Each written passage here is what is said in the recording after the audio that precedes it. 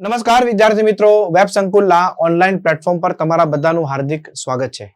આજના સેશનમાં આપણે કમ્પ્લીટ ચર્ચા કરીશું કે ગ્રામીણ બેંકમાં જે દર વર્ષે જગ્યાઓ બહાર પડે છે, તો શું એમાં ગુજરાતના વિદ્યાર્થીઓ એપ્લાય કરી શકે છે? શું ગુજરાતના વિદ્યાર્થીઓ પણ સરકારી બેંકમાં નોકરી મેળવી શકે છે? તમામ ચર્ચા આજે ડિટેલમાં કરીશું.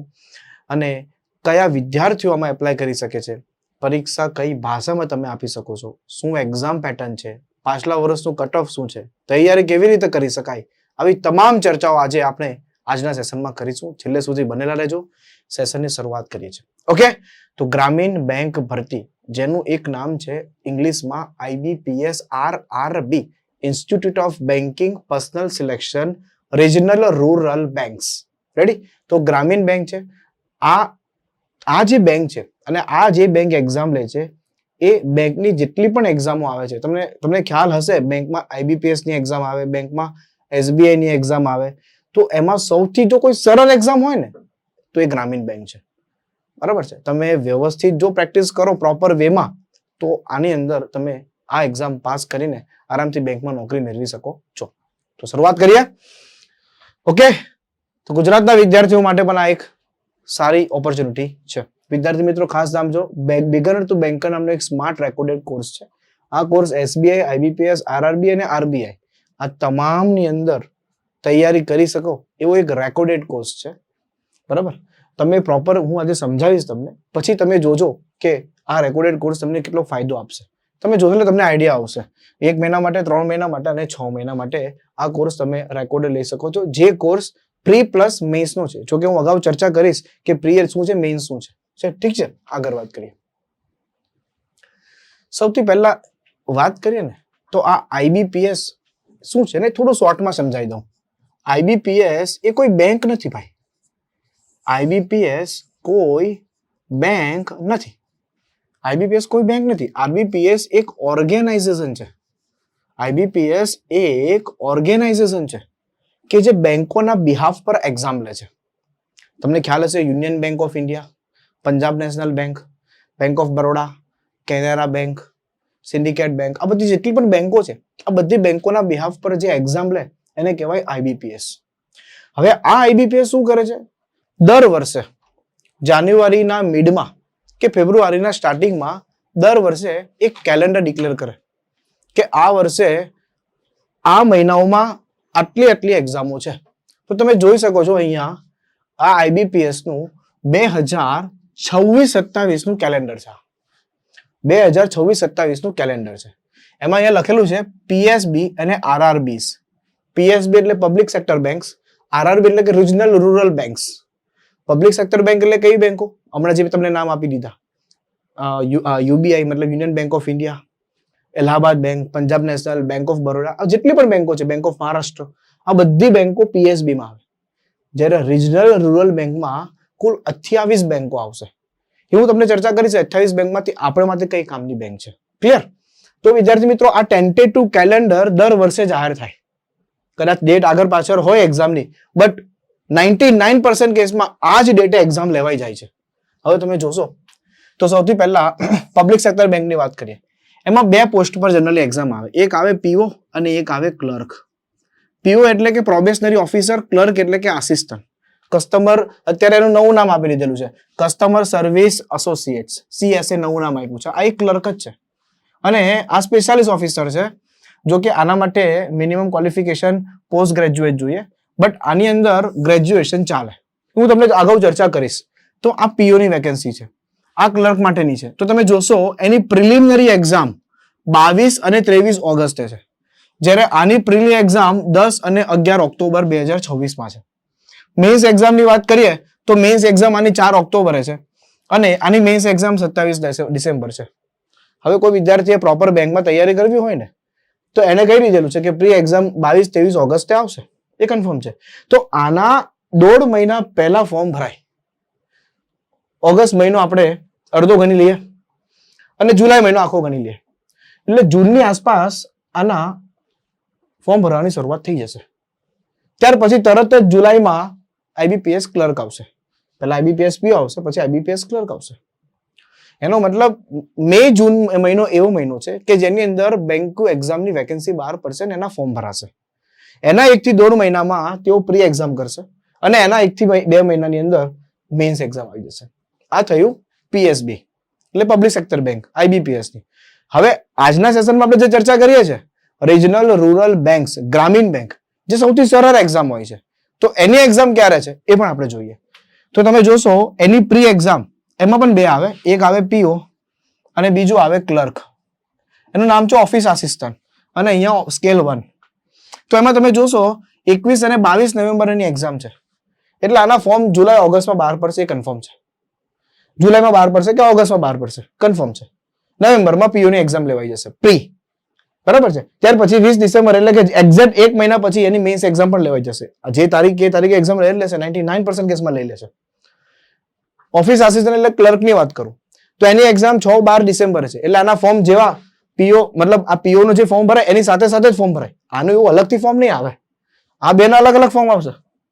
આ બેના અલગ અલગ ફોર્મ નહીં આવે, બેને એક સાથે જ ફોર્મ આવશે. પીઓ સાથે પણ એપ્લાય કરી શકો અને ક્લર્ક પણ કરી શકો છો. 2 અલગ અલગ ફોર્મ ભરવાના હોય છે, બરાબર છે. પણ ફોર્મ સાથે ડિક્લેર થઈ જાય. 2 અલગ અલગ ફોર્મ ભરી શકો છો. આ એક્ઝામ પણ ગુજરાતીમાં આપી શકો છો. ધ્યાનથી મારી વાત સાંભળજો. આ એક્ઝામ પણ ગુજરાતીમાં આપી શકો છો. આ એક્ઝામ પણ ગુજરાતીમાં આપી શકો છો.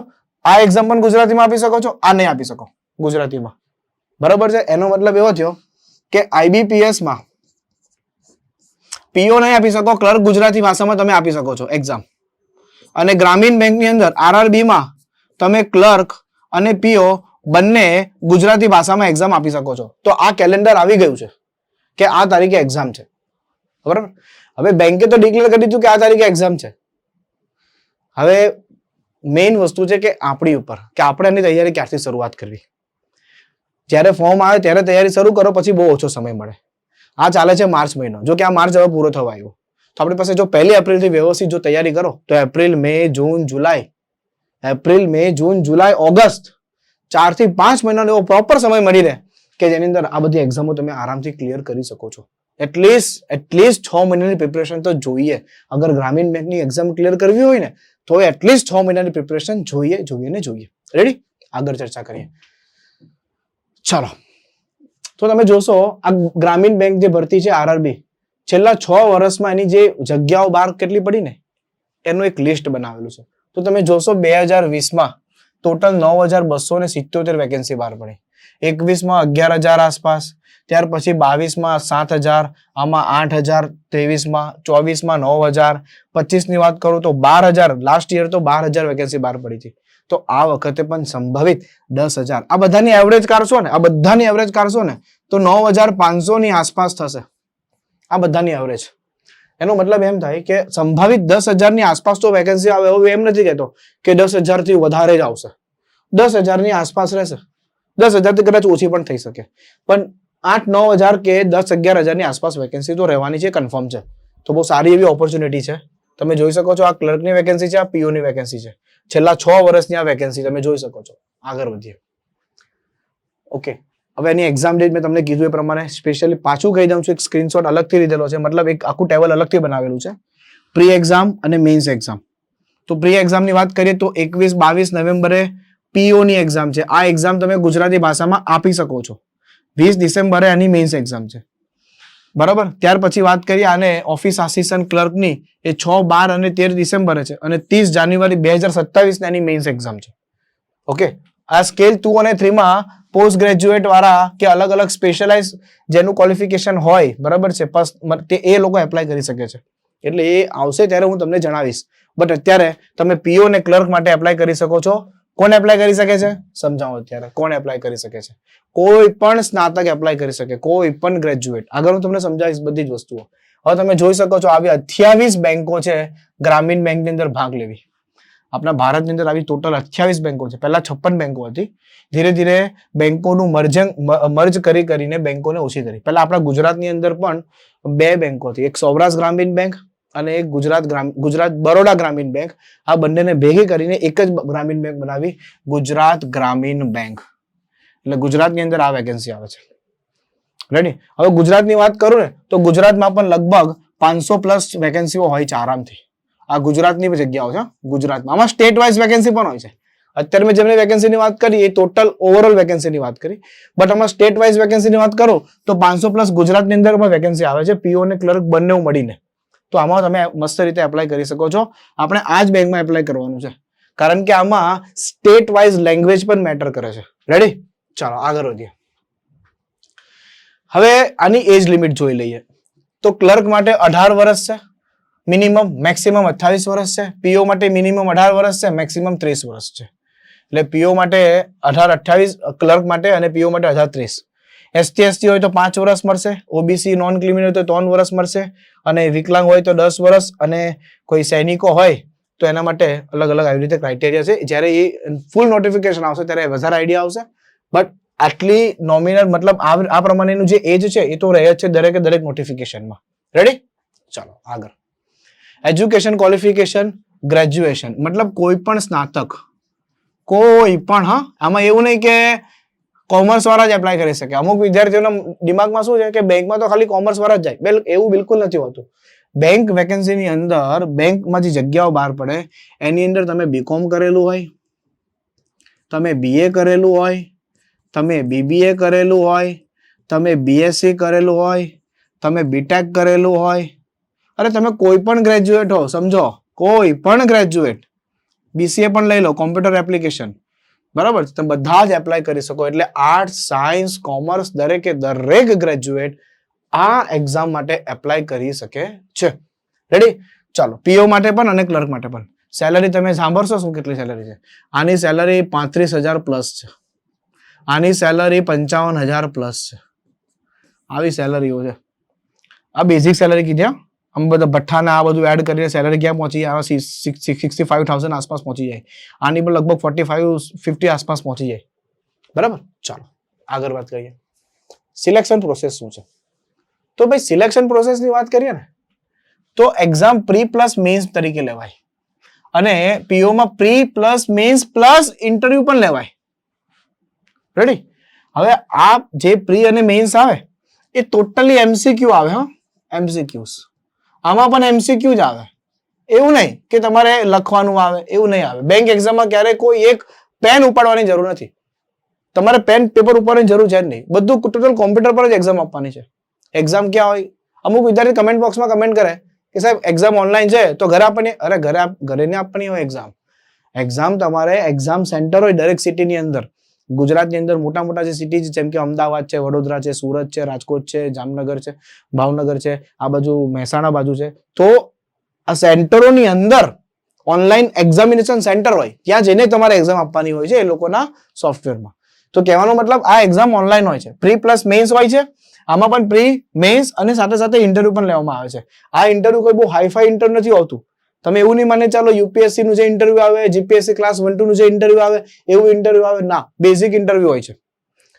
પ્રી એક્ઝામ ક્લિયર કરો, મેન્સ એક્ઝામ ક્લિયર કરો, અને પછી ઇન્ટરવ્યુ માટે તમને બોલાવવામાં આવે. બરાબર? બેઝિક ઇન્ફોર્મેશન તમને પૂછે કે બેન્કિંગ ટર્મિનોલોજી શું છે, આરબીઆઈ ની પોલિસી શું છે, તમારું ક્વોલિફિકેશન માની લો કોમર્સ છે, કોમર્સ ગ્રેજ્યુએટ છો તો કોમર્સ રિગાર્ડિંગ 2-3 પ્રશ્ન પૂછી લે. બરાબર? આવું બેઝિક ઇન્ટરવ્યુ હોય છે, બહુ ખાસ નથી હોતું. બરાબર? ફાઇનલ મેરિટમાં મેન્સના માર્ક્સ જ ગણાશે, પ્રીના માર્ક્સ નહીં ગણાશે. આમાં મેન્સ પ્લસ ઇન્ટરવ્યુના માર્ક્સ બંનેના ગણાશે. એમ કરીને ફાઇનલ મેરિટ બનશે. ચાલો, રેડી છે? તો આ છે એક્ઝામિનેશન પ્રોસેસ, સિલેક્શન પ્રોસેસ. ક્લર્કમાં ઇન્ટરવ્યુ નથી, ખાલી ફક્ત ને ફક્ત મેન્સમાં છે. હવે વાત કરીએ સૌથી મહત્વની વાત કે એક્ઝામની પેટર્ન શું છે. એક્ઝામ આપવાની છે, તૈયારી કરવી હોય તો ખબર તો આવી છે ને, એક પરીક્ષાનું માળખું જેને કહેવાય એ. તો સૌથી પહેલા એક સબ્જેક્ટ, તમને 2 સબ્જેક્ટ દેખાશે અહીંયા, ત્રીજો સબ્જેક્ટ છે જ નહીં. રીઝનિંગ અને મેથ્સ. ટૂંકમાં રીઝનિંગ અને ગણિત આ 2 સબ્જેક્ટો છે. બંને તમે ગુજરાતી ભાષામાં આપી શકો છો. સમજો મારી વાત ધ્યાનથી. બંને પેપરો તમે તમારી ગુજરાતી ભાષામાં આપી શકો છો. બંને પેપર આપી શકો છો ગુજરાતી ભાષામાં. 40-40 પ્રશ્નો હોય, 40-40 માર્ક્સ હોય, એટલે ટોટલ 80 પ્રશ્નો હોય, 80 માર્ક્સ હોય. રીઝનિંગના 25 મિનિટ હોય અને ગણિતના 20 મિનિટ હોય. આવી રીતના સેક્શનલ ટાઈમ પણ હોય કે પહેલો સેક્શન ઓપન થાય તો 25 મિનિટ સુધી તમારે રીઝનિંગ કરવાનું. બરાબર છે? 25 મિનિટ પૂરી થાય એટલે પછી તમારે મેથ્સ કરવાનું ગુજરાતીમાં. હવે તમે એક વસ્તુ થંબનેલમાં પણ જોઈ હશે, ઇંગ્લિશ સબ્જેક્ટ નથી. નો ઇંગ્લિશ. ઇંગ્લિશ વિષય જ નથી આની અંદર. બહુ ભાગે આ ઇંગ્લિશ વિષય જ નથી, સમજો. એટલે જે અમુક વિદ્યાર્થીને એમ થાય ને કે સાહેબ બેંક એક્ઝામમાં તો અમારું કેમનું કામ છે, ત્યાં તો ઇંગ્લિશ આવડવું જોઈએ. ના, બેઝિક ઇંગ્લિશ નોલેજ હોવું જોઈએ, હું ના નથી પડતો, બટ એકદમ જ ઇંગ્લિશ હાઈફાઈ આવડવું જોઈએ એવું નથી અહીંયા.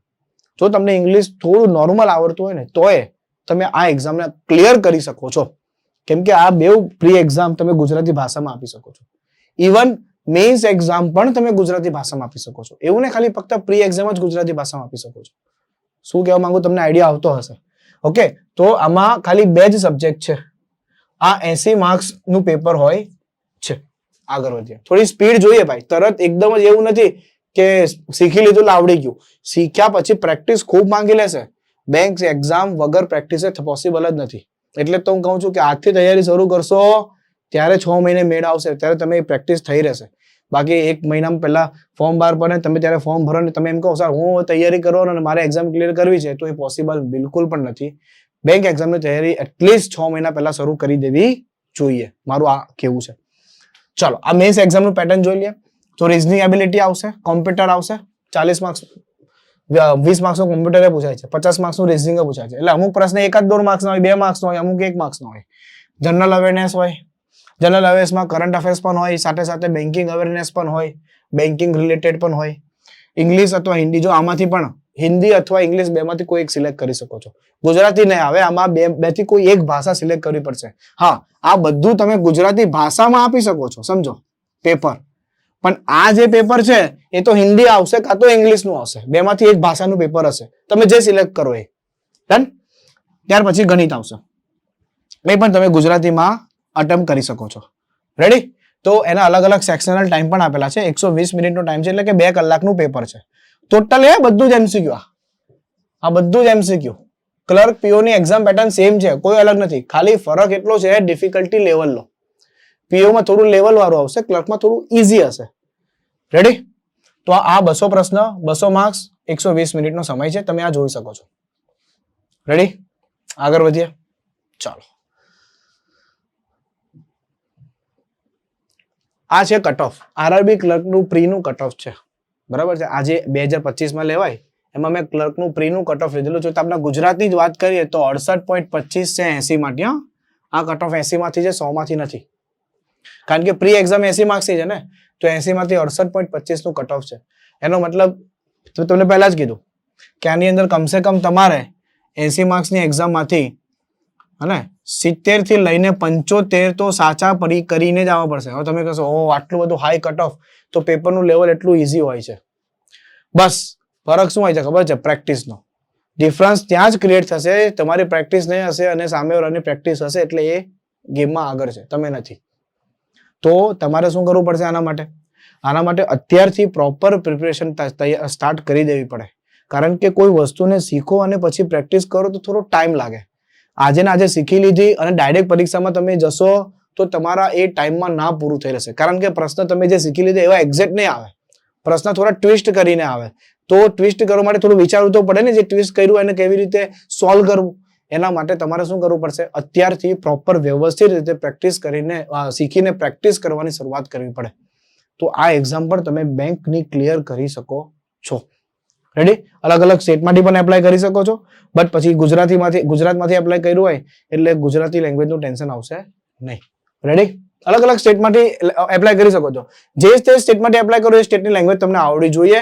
એની એક એલપીટી ટેસ્ટ પણ લે લોકો, બરાબર છે? તો એમાં તમારે પછી પાસ થવું પડે. એ તમને ના આવડશે તો તમે ના પછી મતલબ ડિસ્કોલિફાય થશો. ચાલો આગળ. એટલે ગુજરાતમાંથી જ એપ્લાય કરવું. ગુજરાતમાં સારી વેકેન્સી આવે પણ છે. આ તમે જોઈ શકો છો, એનું મેઇન્સનું કટ ઓફ છે. એ લખ્યું નથી, બટ આ મેઇન્સનું કટ ઓફ છે. તમે જોઈ શકો છો ગુજરાતનું કટ ઓફ છે મેઇન્સનું. આર્યું જો અલગ અલગ કેટેગરી, એસસી નું, એસટી નું, ઓબીસી નું, ઈડબ્લ્યુએસ નું, અનરિઝર્વ નું 68.47. રેડી? 68.47 out of 100. કેટલામાંથી? 100 માંથી હોય આ કટ ઓફ. એવી રીતે તમે આ જોઈ શકો છો. બીજું ક્લર્ક કે પીઓ નું, આ પીઓ નું છે, આઈ થિંક પીઓ નું કટ ઓફ છે. યસ, તો એનું 61.85 કટ ઓફ છે. બાકી 46, 53, 44 અને 49 અલગ અલગ કેટેગરીનું કટ ઓફ છે. Done? Okay, so I hope તમને બહુ સારી રીતે દરેકે દરેક માહિતી મળી ગઈ હશે. નેક્સ્ટ સેશનમાં આપણે એ પણ ચર્ચા કરીશું કે આનો સિલેબસ શું છે, કારણ કે મેઇન તો સિલેબસ છે ને.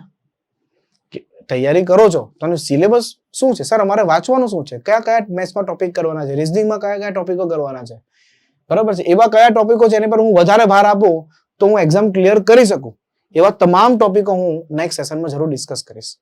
બરાબર છે. આના પછીનો એક સેશન એ જ લાવીશ કે અગર જો બેંક એક્ઝામની તૈયારી કરવી હોય તો ગણિતમાં એવા કયા ટોપિકો તૈયાર કરવા, રિઝનિંગમાં એવા કયા ટોપિકો તૈયાર કરવા, જેથી એક્ઝામ ક્લિયર આસાનીથી થઈ શકે.